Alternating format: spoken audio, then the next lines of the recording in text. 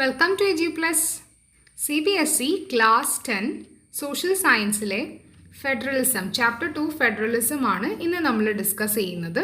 Federalism എന്താണെന്നും federalism എന്ന് പറയുന്ന ഫോം ഓഫ് ഗവൺമെൻറ്റിൻ്റെ ഫീച്ചർ എന്താണെന്നും അതുപോലെ തന്നെ ഇന്ത്യ എങ്ങനെ what makes the India A federal country അങ്ങനെ ഒരുപാട് കാര്യങ്ങൾ നമ്മൾ ഈ ചാപ്റ്ററിൽ പഠിക്കുന്നുണ്ട്.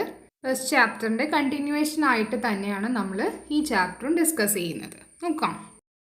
Okay, first thing, what is federalism? എന്താണ് federalism? Is a system of government in which the power is divided between a central authority and various constituent units of the country.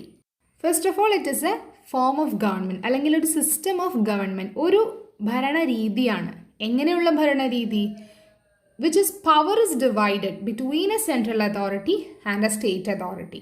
ഒരു central authority, central ഗവൺമെൻറ്റും ഉണ്ടാവും, state ഗവൺമെൻറ്റും ഉണ്ടാവും. അല്ലാതെ ഒരു രാജ്യം മുഴുവനായിട്ട് ഒരൊറ്റ ഗവൺമെൻറ് അല്ല നോക്കുന്നത്.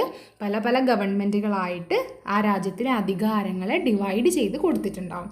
ആ ഒരു ഫോം ഓഫ് ഗവൺമെൻറ്റിനെയാണ് ഫെഡറലിസം എന്ന് പറയുന്നത്. ദെൻ ഈ ഒരു ഫെഡറലിസത്തിന് 2 ലെവലുകളുണ്ടെന്ന് നമുക്ക് പറയാം.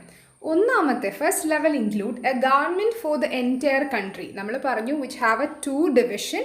ഒരു ഫസ്റ്റ് ഡിവിഷനിൽ വരുന്നതാണ് A government for the entire country and the second thing is government for the States. ഒരു സ്റ്റേറ്റ് ഗവൺമെൻറ്റും ഒരു സെൻട്രൽ ഗവൺമെൻറ്റും.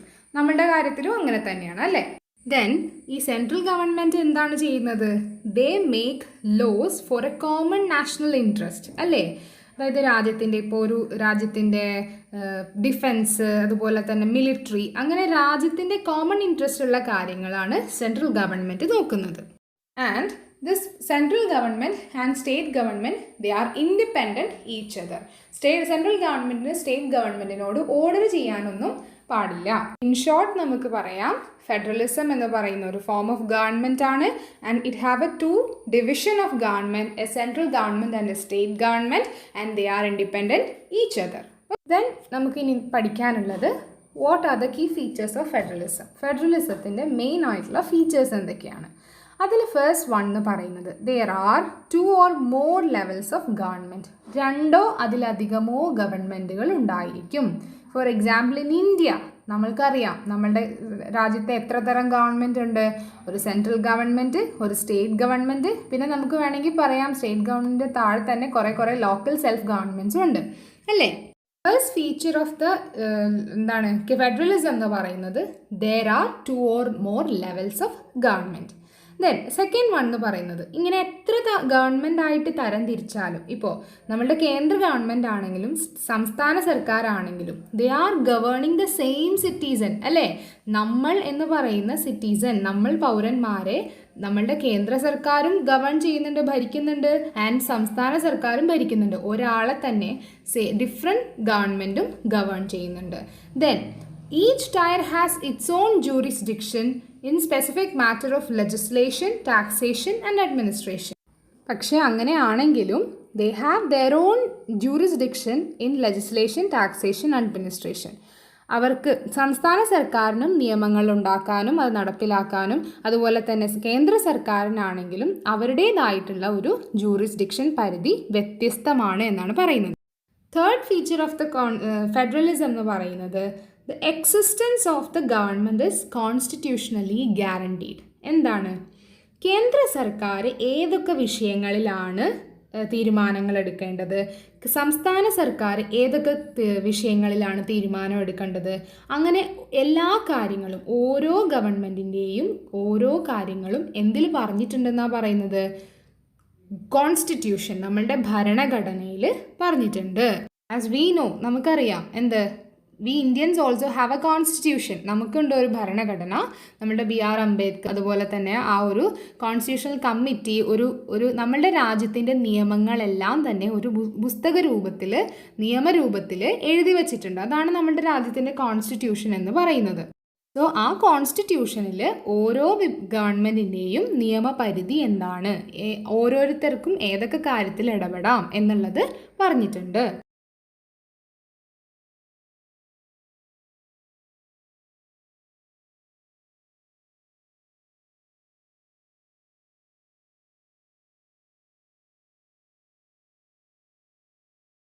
ആൻഡ് ഫോർത്ത് പോയിന്റ് പറയുന്നത് this fundamental provisions of the constitution cannot be changed by one level of government. ഇനി ആ ഒരു അതായത് ഭരണഘടനയിൽ എന്തെങ്കിലും മാറ്റങ്ങൾ വരുത്താനാണെങ്കിൽ, ഏതെങ്കിലും നിയമത്തിൽ എന്തെങ്കിലും അമെൻമെൻറ്റ് നടത്തണമെങ്കിൽ അത് ഒരു ഗവൺമെൻറ് മാത്രം വിചാരിച്ചാൽ ചെയ്യാൻ പറ്റില്ല. It cannot be changed by one level of government. Both the levels of ഗവൺമെൻറ്റും കൂടെ കമ്പൈൻ ചെയ്തിട്ടേ ഒരു എന്ത് ചെയ്യാൻ പറ്റുള്ളൂ, ഒരു കോൺസ്റ്റിറ്റ്യൂഷനിലെ ഒരു ലോ അല്ലെങ്കിൽ ഒരു ഫണ്ടമെൻ്റൽ പ്രൊവിഷൻ ചേഞ്ച് ചെയ്യാനായിട്ട് സാധിക്കുകയുള്ളൂ. അതാണ് this is the fourth feature of the federalism. And fifth feature of the federalism എന്ന് പറയുന്നത് courts have the power to interpret the constitution. കോടതികൾക്കാണ് ഈ ഒരു ഭരണഘടനയിൽ എന്തെങ്കിലും ഇടപെടാനുള്ള അധികാരം ഉള്ളത്. ഈ കോൺസ്റ്റിറ്റ്യൂഷനിലുള്ള ചേഞ്ചസിൻ്റെ മേലുള്ള അധികാരം ആർക്കാണ്? കോർട്സിനാണ്. And power of the different level of the government. അതായത് ഏതെങ്കിലും ഒരു രാജ്യത്തിലെ ഒരു വിഷയത്തെ പറ്റിയിട്ട് കേന്ദ്ര സർക്കാരോ സംസ്ഥാന സർക്കാരോ തമ്മിൽ എന്തെങ്കിലും ഡിസ്പ്യൂട്ട് ഉണ്ടാവുകയാണ് എങ്കിൽ അത് തീർക്കാനും അതിൻ്റെ മേൽ പരിഹാരം നിർദ്ദേശിക്കാനുമുള്ള അധികാരവും നമ്മളുടെ കോടതികൾക്കാണ് ഉള്ളത്. Then next feature of A federal government എന്ന് പറയുന്നത് ദി സോഴ്സ് ഓഫ് റവന്യൂ. എന്താണ് റവന്യൂ എന്ന് ഉദ്ദേശിക്കുന്നത്? ഒരു രാജ്യത്തിൻ്റെ റവന്യൂ മെയിൻ ആയിട്ടുള്ളത് രാജ്യത്തിലെ ടാക്സ് ആണ്, അല്ലേ? ഓരോ മേഖലകളിൽ നിന്നും, ഇൻഡസ്ട്രിയിൽ നിന്നും, അഗ്രികൾച്ചർ ഫീൽഡിൽ നിന്നും, ഏതൊരു ഫീൽഡിൽ നിന്നുമുള്ള ടാക്സ് ആണ്. ഇപ്പോൾ നമ്മളാണെങ്കിലും കൊടുക്കുന്ന ടാക്സുകളാണ് എന്ത്? നമ്മളുടെ രാജ്യത്തിൻ്റെ റവന്യൂ എന്ന് പറയുന്നത്. So source of revenue for each level of government are clearly specified. കൃത്യമായിട്ട് തന്നെ ഏതൊക്കെ രീതിയിൽ റവന്യൂ സോഴ്സസ് ഉണ്ട് എന്ന് എന്ത് ചെയ്തിട്ടുണ്ട്? ക്ലിയർലി സ്പെസിഫൈ ചെയ്യും. ഏത് ഫോം ഓഫ് ഗവൺമെൻറ്റിൽ? ഒരു ഫെഡറൽ ഗവൺമെൻറ്റിൽ. Then the last feature of a federal system of government എന്ന് പറയുന്നത് it have a two objective. രണ്ട് മെയിൻ ആയിട്ടുള്ള ലക്ഷ്യങ്ങളാണ് ഉള്ളത്. ഒന്നാമത്തെ ലക്ഷ്യം to safeguard and promote the unity of the country. രാജ്യത്തിലുള്ള ജനങ്ങളെ, രാജ്യത്തെ മുഴുവൻ ഒന്നിച്ച് നിർത്തുക. ഒരു കേന്ദ്ര സർക്കാരാവട്ടെ, ഒരു സംസ്ഥാന സർക്കാരാവട്ടെ, ഒരു ഫെഡറൽ സിസ്റ്റം ഓഫ് ഗവൺമെൻറ് ഉണ്ടെങ്കിൽ they should ensure the safe guard and unity of the country. രാജ്യത്തിൻ്റെ and they should, in a federal system of government, they should accommodate the regional diversity. നമുക്കറിയാം, ഇൻ കേസ് ഓഫ് ഇന്ത്യ തന്നെ നമ്മുടെ രാജ്യം പലതരം diversities ഉണ്ട്. Different languages ആണ് സംസാരിക്കുന്നത്, different കൾച്ചറാണുള്ളത്, different ഫുഡാണുള്ളത്. So ഏതൊക്കെ രീതിയിലുള്ള ഡൈവേഴ്സിറ്റി ഉണ്ടോ അതിനെയെല്ലാം തന്നെ ആ രാജ്യത്ത് അക്കോമഡേറ്റ് ചെയ്യാനായിട്ട് ഒരു ഫെഡറൽ സിസ്റ്റം ഓഫ് ഗവൺമെൻറ് എന്തായിരിക്കണം? തയ്യാറായിരിക്കണം. അതൊരു ഫെഡറൽ സിസ്റ്റത്തിൻ്റെ ഒരു ഫീച്ചറും കൂടെ ആണ്. ജസ്റ്റ് ഒന്ന് നമുക്ക് റിവൈസ് ചെയ്യാം. ഫെഡറലിസം എന്ന് പറഞ്ഞാൽ it's a system of government and അതിൽ power is divided between a central authority and a state authority. Then അതിന് മെയിനായിട്ട് കുറേ ഫീച്ചേഴ്സ് പറയുന്നുണ്ട്. ആ ഫീച്ചേഴ്സും okay. Then we are moving to how, എങ്ങനെ ഒരു ഫെഡറേഷൻ ക്യാൻ ബി ഫോംഡ്. രണ്ട് രീതിയിൽ നമുക്കൊരു ഫെഡറേഷനെ ഫോം ചെയ്യിക്കാം. First one is coming together federation and second one is holding together federation. ഈ രണ്ട് ടൈപ്പ് ഫെഡറേഷൻസ് ആണ് ഉള്ളത്. ഇതിൽ ഫസ്റ്റ് വൺ ആണ് കമ്മിങ് ടുഗെദർ ഫെഡറേഷൻ. എന്താണ് coming together federation? The states coming together on their own to form a bigger unit. അതായത് ഒരുപാട് കുഞ്ഞു കുഞ്ഞു സ്റ്റേറ്റ്സുകൾ ഒന്നിച്ചു ചേർന്ന് ഒരു ബിഗർ യൂണിറ്റ് ആയിട്ട് ഉള്ളൊരു രീതി, അങ്ങനെ ഒരു ഫെഡറേഷൻ ഫോം ചെയ്യാം. ഫോർ എക്സാമ്പിൾ ആയിട്ട് USA, United States of America എങ്ങനത്തെ ഫെഡറേഷൻസ് ആണ്? ഒരുപാട് സ്മോൾ സ്റ്റേറ്റ്സ് അവിടുത്തെ കമ്പൈൻ ചെയ്തിട്ട് ഒരൊറ്റ നേഷൻ, ഒരൊറ്റ കൺട്രി ആയിട്ടുള്ള ഒരു federation. So we can say that the federations can be formed by two ways: coming together federation and holding together federation. അതിൽ coming together federation എന്ന് പറഞ്ഞാൽ the states come together forming a bigger unit, and second point എന്ന് പറയുന്നത് all the States have equal power. ആ ഒരു bigger യൂണിറ്റിലേക്ക് combine ചെയ്ത എല്ലാ കുഞ്ഞു സ്റ്റേറ്റ്സുകൾക്കും ഈക്വൽ അധികാരമായിരിക്കും ഉണ്ടാവുക. ഓക്കെ, എക്സാമ്പിളാണ് അമേരിക്ക, സ്വിറ്റ്സർലാൻഡ് പോലുള്ള രാജ്യങ്ങളിലൊക്കെ. ഓക്കെ, ദെൻ നെക്സ്റ്റ് വൺ ആണ് holding together federation. Holding together federation എങ്ങനെ ഫോം ചെയ്യും? The country decide to divide the power between central and state government. ഒരൊറ്റ രാജ്യമായിരിക്കും, പക്ഷെ ആ രാജ്യത്തിൽ തന്നെ സ്റ്റേറ്റ്സുകൾക്ക് എന്ത് കൊടുക്കുന്നു? അധികാരം ഷെയർ ചെയ്ത് കൊടുക്കുന്നു. Within A country there is A central government and a state government. And second thing എന്ന് പറയുന്നത് സെൻട്രൽ ഗവൺമെൻറ് ആയിരിക്കും more powerful. Okay, for example ഇന്ത്യയും സ്പെയിനും ബെൽജിയവും ഒക്കെ നോക്കുകയാണെങ്കിൽ ആ ഒരു രാജ്യത്തിന് ഒരു സെൻട്രൽ ഗവൺമെൻറ് ഉണ്ടായിരിക്കും. ആൻഡ് ആ രാജ്യം സെൻട്രൽ ഗവൺമെൻറ്റിൻ്റെ ഉള്ളിലുള്ള സ്റ്റേറ്റ്സിന് ഒരു സ്റ്റേറ്റ് ഗവൺമെൻറ്റും ഉണ്ടായിരിക്കും. ഒരു രാജ്യത്തെ റെപ്രസെൻറ്റ് ചെയ്യുന്നത് ഒരു സെൻട്രൽ ഗവൺമെൻറ് ആയിരിക്കും. അതാണ് ഹോൾഡിംഗ് ടുഗെദർ ഫെഡറേഷൻ. ഈ ക്വസ്റ്റ്യൻ നന്നായിട്ട് ഓർത്തിരിക്കണം. Differentiate between the holding together federation and coming together federation previous ഇയറിൽ ചോദിച്ച ചോദ്യമാണ്. ഓക്കെ, അപ്പോൾ ആ 3 പോയിൻറ്റ്സും വിത്ത് എക്സാമ്പിൾ നിങ്ങൾ പഠിച്ചിരിക്കുക. Okay, fine. Then we are moving to the next test session. Important session ആണ്. യൂണിയൻ ലിസ്റ്റ് എന്താ, സ്റ്റേറ്റ് ലിസ്റ്റ് എന്താണ്, കൺകറൻറ്റ് ലിസ്റ്റ് എന്താണ്, കേട്ടിട്ടുണ്ടോ? നേരത്തെ നമ്മൾ പറഞ്ഞു ഇന്ത്യ ഒരു ഫെഡറൽ സിസ്റ്റം ഓഫ് ഗവൺമെൻറ് ആണ് and it is a holding together federation ആണ്. ദെൻ ഒരു ഫെഡറൽ സിസ്റ്റത്തിൽ 2 തരം ഗവൺമെൻറ് ഉണ്ട്, central and state government.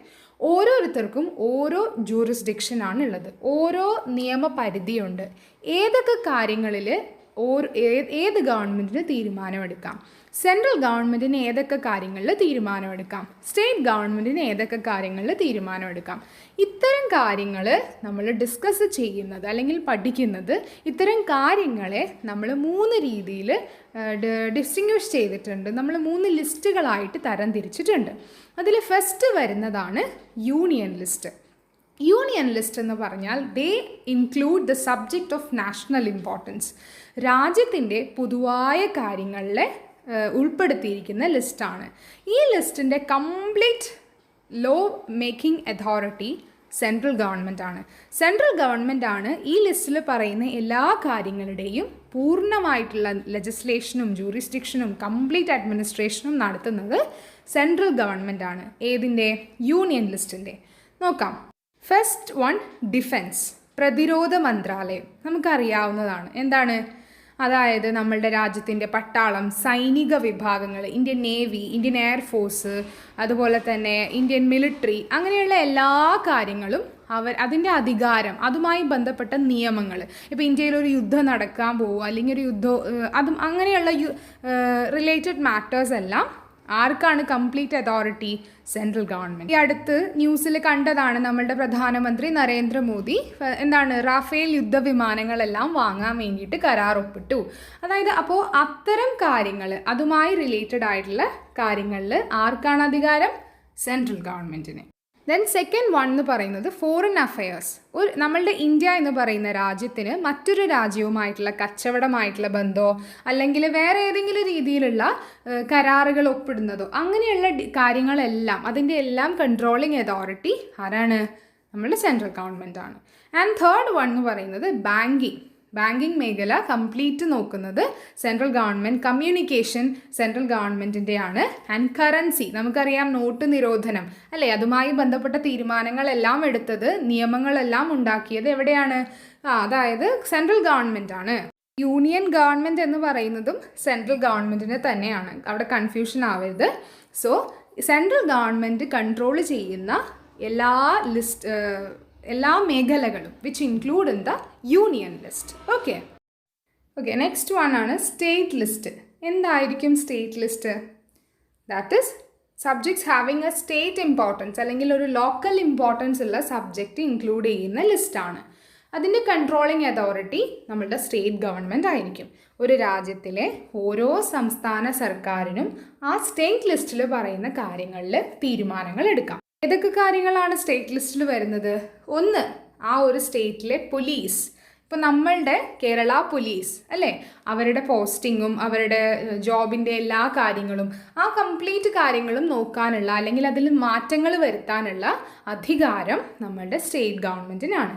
Then നമ്മളുടെ കച്ചവടം, ട്രേഡ് ആൻഡ് കൊമേഴ്സ്, ആ ഒരു ഫാക്ടറും നമുക്ക് ആ ഒരു സബ്ജക്റ്റും സ്റ്റേറ്റ് ലിസ്റ്റിൽ ഇൻക്ലൂഡ് ചെയ്യുന്നുണ്ട്.